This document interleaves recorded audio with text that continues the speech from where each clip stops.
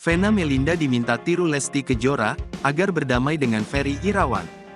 Vena Melinda diminta untuk meniru Lesti Kejora dan Rizky Bilar dalam kasus rumah tangga, KDRT, yang menimpanya. Hal tersebut diungkap pengacara Sunan Kalijaga yang sempat dihubungi Ferry Irawan setelah kasus KDRT tersebut mencuat. Dalam pembicaraan via telepon tersebut, Sunan Kalijaga mengaku Ferry Irawan meminta bantuan. Pihak Ferry Irawan menyebut tidak semua narasi yang beredar di publik benar adanya. Kemudian, Sunan Kalijaga juga berharap agar kasus KDRT Vena Melinda dan Ferry Irawan berakhir damai. Ia pun meminta berkaca pada kasus KDRT Lesti Kejora dan Rizky Bilar, beberapa waktu lalu. Pun ia merasa yakin, Vena Melinda tak menginginkan Ferry Irawan di penjara. Di akhir, Sunan Kalijaga meminta Vena Melinda bisa mencontoh sikap Lesti Kejora yang memaafkan suami meski alami KDRT.